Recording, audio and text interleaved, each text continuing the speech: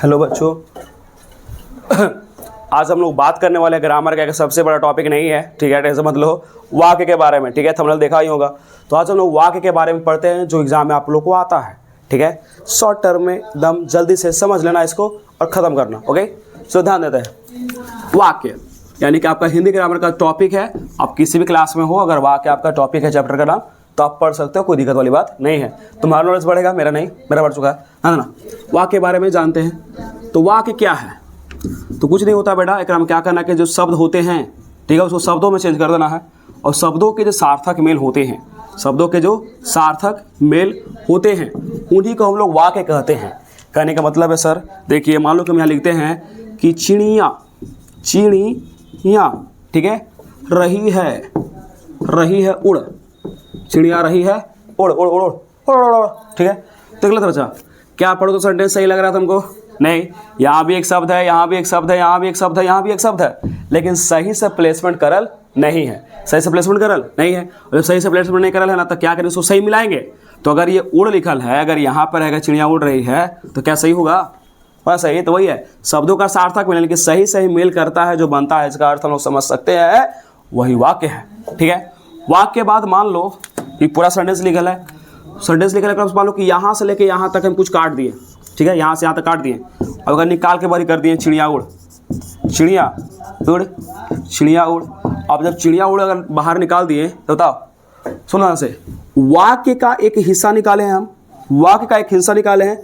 तो एगो हिंसा का मतलब तुमको पता भी होगा, हिस्सा का मतलब होता है एगो अंश, तो इसको हम लोग बोलते हैं वाक्यांश, ठीक है। वाक्य का एक अंश को हम लोग निकाले हैं, इसलिए इसको बोलते हैं वाक्यांश। कहने का मतलब है कि वैसे कुछ मतलब के शब्दों का समूह जो हमें कुछ ना कुछ अर्थ समझाता हो, लेकिन पूरा अर्थ नहीं पता चलता हो, उसे वाक्यांश कहते हैं। क्या हम लिख देंगे चिड़िया उड़, तो तुम समझ नहीं रहा है, पसंद तो करता है चिड़िया उड़, कौवा उड़, गधा उड़, मैना उड़, मैं उड़, ये सब टाइप का, तो इसका हम लोग अर्थ समझ रहे हैं, तो फिर वाक्यांश है, ठीक है। बस एक वाक्य का पूरा हिस्सा नहीं है, इसलिए वाक्यांश कहलाता है। अब हम चलते हैं भेद पर, ठीक है बच्चा। तो इसकी सबसे ज़्यादा एग्जाम में पूछते हैं वहीं से, तो भेद है इसके आधार पर। तो अगर कर्ता है या फिर क्रिया है, तो कर्ता क्रिया के आधार पर वाक्य के 2 भेद, ठीक है। अगर अर्थ है तो अर्थ के आधार पर वाक्य के 8 भेद, ठीक है।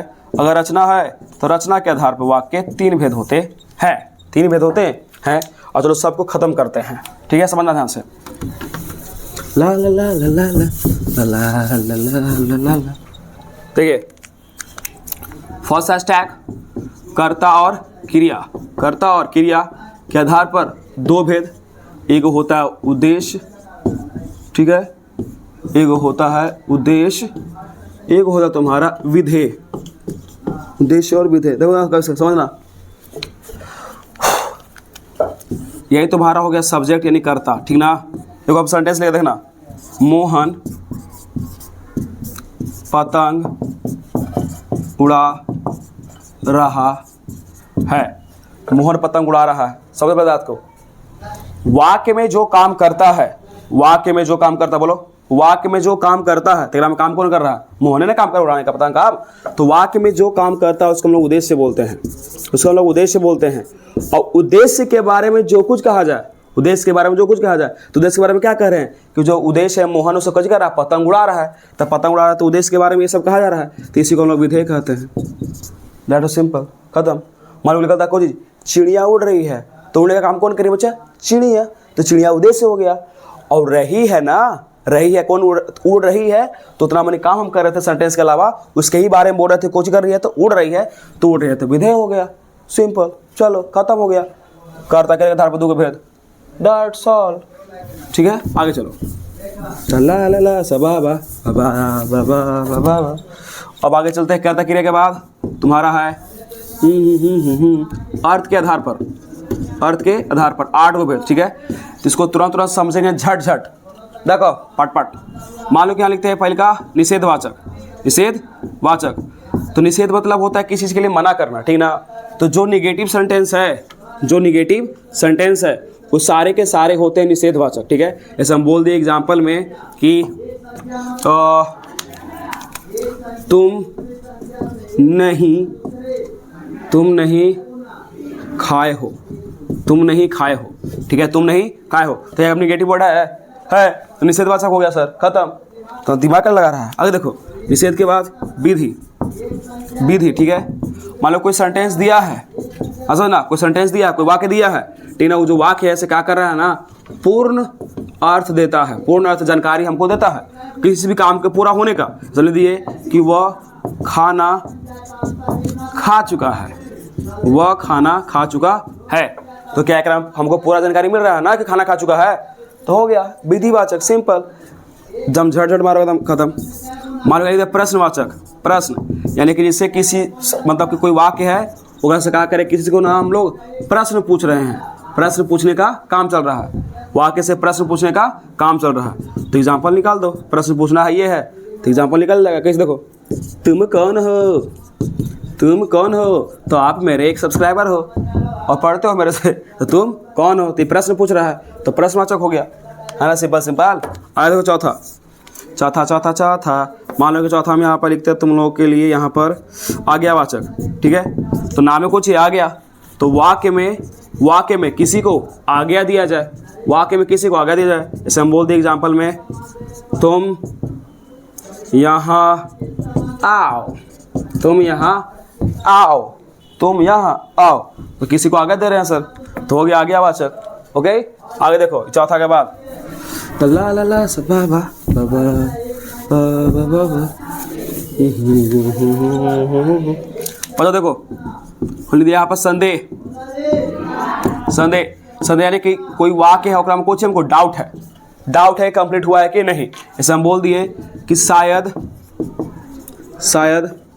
दुकान बंद होगा, शायद दुकान बंद होगा, शायद दुकान बंद होगा। अब दुकान बंद होने की बात कर रहा है तो कंफर्म नहीं ना है कि दुकान बंद है कि ये साला खुला हुआ है, तो इसी कारण से कुछ होगा, बोला संदेहवाचक, डाउट है उसको, ठीक है। संदेह के बाद बात करते हैं आगे, तुम्हारा होगा संकेतवाचक, संकेतवाचक। तो संकेतवाचक कहने का मतलब है कि हम किसी चीज़ को इंडिकेट करते हैं, किसी चीज़ को इंडिकेट करते हैं। जैसे देखो जहाँ पर तू पढ़ रहा है मोबाइल लेके, वह एक मोबाइल है, यह एक मार्कर है, यह एक घड़ी है, यह एक व्हाइट बोर्ड है, तो किसी चीज़ को संकेत करना, जैसे यह एक घर है, तुम एक बंदर हो, ये नहीं होगा, ठीक ना, यह एक बोर्ड है, वह एक बल्ब है, वह एक पेड़ है, यानी कि जो यह वह से किसी को इंडिकेट करता है, यह वह से किसी को इंडिकेट करता है, उसी को हम बोलते हैं संकेतवाचक, यानी उसके बारे में बात कर रहे हैं। जैसे बोल देंगे कि यह राम है, तो राम है बेटा, उसको हम संकेत कर रहे थे, बोल देंगे यह एक घड़ी है, यह एक घड़ी है, तो घड़ी की ओर संकेत कर रहे थे, तो एक घड़ी हो गया, ठीक है। आप सत्वा पर, सत्वा इच्छावाचक, ठीक है। किसी को अगर आप आशीर्वाद देते हैं, किसी को अगर आप आशीर्वाद देते हैं, किसी के लिए आप कामना करते हैं ना, विश करते हैं, तो सबका सब इच्छावाचक में ही आता है। जैसे देखो ऐसे, तुम्हारा मान लो कि लिख दिया यहाँ पर, तुम्हारा कल्याण हो, तुम्हारा कल्याण हो, किसी को आप आशीर्वाद दिए और किसी को विश किए, हैप्पी बर्थडे टू यू, जन्मदिन की हार्दिक शुभकामनाएं, सब एक में आएगा, सबके सब इच्छावाचक में ही आएगा, ठीक है। आगे चलो, आगे चल लो, आगे इसको मिटाता हूँ मैं, ला ला ला ला ला ला ला ला ला ला ला। तुम किसी भी क्लास में हो, इस क्लास तुम करना जरूरी है। 8वां लास्ट 20 में याद ही बोधक, 20 में याद ही तुमने पढ़ा होगा इंग्लिश में एक्सक्लेमेटरी सेंटेंस, ठीक ना। एरा में क्या होता है कि आप चाहे तो दुख जाहिर कीजिए, चाहे तो इच्छा जाहिर कीजिए अपन, ठीक है, या फिर प्रेम कीजिए किससे, या फिर घृणा कीजिए, या फिर कोई एक्सप्रेशन दीजिए, मुँह बना बना के ऐसा एक्सप्रेशन दो, या फिर ऐसा एक्सप्रेशन दो, या फिर ऐसा एक्सप्रेशन दो, ठीक ना, उस सबका सब एकरे में आ जाएगा। ओके चाचा, देखिए कैसे हम बोलते हैं ऐसे, ओह ओके भैया, ओह कितनी गर्मी है रे, कितनी गर्मी है, ओह कितनी गर्मी है, तो कितनी गर्मी है तो आप एक्सप्रेशन जता रहे हैं अपना, ठीक ना, तो सबके सब कुछ ही आएगा एक्सक्लेमेटरी सेंटेंस में। और देखो इसका मतलब ही होता है कि एक्सक्लेमेटरी सेंटेंस का साइन है, तो जहाँ देखो चुपचाप टिक मार दो बच्चों। ओके, आगे चलते हैं, लास्ट टॉपिक अगर एक और बच गया है, ला ला ला ला ला, खत्म हो जाएगा आज फिर ये भी चैप्टर तुम्हारा, ठीक है। तो लास्ट हमारा टॉपिक है इसमें अर्थ की दृष्टि के बाद, एक सेकंड रुक जाओ बच्चा, या देखो अर्थ दृष्टि के बाद देखो बच्चा तुम्हारा रचना के आधार पर, तो रचना के आधार पर होता है 3 गो, जहाँ से क्वेश्चन ज़्यादा पूछे जाते हैं, ठीक है, जहाँ से क्वेश्चन ज़्यादा पूछे जाते हैं। तो पहला का नाम है सरल वाक्य, सरल वाक्य, और सरल को हम लोग साधारण वाक्य भी कहते हैं, ठीक ना। एक में क्या होता है कि कि सिर्फ एक वो वर्ब अगर प्रेजेंट है सेंटेंस में, इसमें एक वर्ब यानी कि एक क्रिया प्रेजेंट हो, उसे सरल वाक्य कहते हैं। जैसे देखो यहाँ से लिख दे यहाँ पर कि वह खेल रहा है, वह खेल रहा है। तो देखो तो एग्राम में एगो वर्ब है, पढ़ो, खेल रहा है एगो वर्ब है सर। तो जब एगो वर्ब है तो सरल वाक्य ही होगा। वह आई, वह आई क्या होगा? होगा सर, एगो वर्ब है, ठीक है, कोई दिक्कत? तो जिस सेंटेंस में एगो वर्ब रहता है उसको सरल वाक्य कहते हैं या साधारण वाक्य कहते हैं, ठीक है। अगला देखो, सिंपल सेंटेंस हो गया बोला, और मान लो कहते हैं संयुक्त वाक्य। तो संयुक्त मतलब होता है कॉम्बिनेशन सेंटेंस, तो अति कॉम्बिनेशन रहे, ठीक है। तो कैसे एकरा में क्या होता है कि एक से अधिक वर्ब रहता है, एकरा में एक से अधिक वर्ब रहता है। संयुक्त वाक्य में एक से अधिक वर्ब रहता है। किसमें? संयुक्त वाक्य में एक से अधिक वर्ब होना चाहिए। और जो वर्ब है एक से अधिक, उस समुच्चय बोधक यानी कि समझना से, यानी कि और के साथ, परंतु के साथ, इसलिए के साथ, ठीक है, ये सब के साथ जुड़ा हुआ हो, ये सब के साथ जुड़ा हुआ हो, ये सब के साथ जुड़ा हुआ हो तो जाकर कहलाता है संयुक्त वाक्य। कैसे? पॉइंट भी नोटेड बच्चा, हम बोल दिए एग्जाम्पल में, वह आई और सीता गई, वह आई और सीता गई। तो वह आई एक वर्ब, सीता गई एक और वर्ब, तो एक से अधिक वर्ब हो गया ना। देखो तो क्या ये सेंटेंस और के साथ जुड़ा हुआ नहीं है? जुड़ा हुआ है, तो हो गया सर, समझा? वह आई इसलिए मैं भी चला गया, हो जाएगा, सेंटेंस जुड़ा हुआ है ना, बस बात खत्म, ठीक है। तो एक से अधिक वर्ब होना चाहिए और सेंटेंस में से किसी के साथ जुड़ा हुआ होना चाहिए। अब संयुक्त वाक्य के बाद हम लोग पढ़ते हैं लास्ट हमारा जो बच गया है, उसका नाम है बच्चा, इसके बाद चैप्टर खत्म हो गया, उसका नाम है तुम्हारा मिश्र या मिश्रित वाक्य। मिश्र या मिश्रित वाक्य देखो कैसे, क्रम क्या होता है? क्रम में क्या होता है कि एगो प्रधान वाक्य होता है, सबसे पहले कैसे प्रधान वाक्य होता है, एगो उपवाक्य होता है, ठीक ना, यानी कि दो सेंटेंस हो गया। और ये उपवाक्य क्या करेगा, किसके ऊपर डिपेंड रहेगा? आश्रित रहता है, आश्रित रहता है। देखो कैसे, मान लो कि लिखते यहाँ पर वह आती तो मैं जाता, वह आती तो मैं जाता, ठीक है, ध्यान सुनो। तो वह आते तो एगो भर, वह आते तो एगो भर, वह जाती और मैं जाता तो एगो भर, एक से अधिक भर है, कोई टेंशन नहीं। यहाँ से यहाँ तक एगो सेंटेंस हो गया, यहाँ से यहाँ तक सेंटेंस हो गया। प्रधान वाक्य, प्रधान वाक्य कहने का मतलब कि जो इस वाक्य में सबसे मेन है, देखो ध्यान से, यानी कि इसको जाने के लिए इसको आना पड़ेगा, इसको जाने के लिए इसको आना पड़ेगा, तो आना पड़ेगा तो ये मेन है, तो मेन है तो कुछ हो जाएगा प्रधान वाक्य। और जो बच गया बेटा, ठीक है, उसको लोग बोलते हैं उपवाक्य। क्या बोलते हैं बेटा? उपवाक्य। और जो उपवाक्य है देखो तो किस पर आश्रित है? प्रधान वाक्य पर। ये देखो तो अगर ये इसको जाने के लिए इस पर ही डिपेंड है ना, तो इसको बोलते हैं प्रधान वाक्य, ठीक है। तो ऐसा कोई सेंटेंस है जगह में दो वाक्य होगा, प्रधान वाक्य को अति उपवाक्य, और दोनों दूसरा पर डिपेंड हो, एक दूसरा पर कुछ है डिपेंड है, तो जाके कल आगे कुछ तुम्हारा मिश्र या फिर मिश्रित वाक्य। आई होप समझ में आ गया होगा, समझ नहीं आया होगा तो छोड़ दे रहे बबुआ, तरह से पढ़ाई लिखाई नहीं होने वाला है, ठीक है।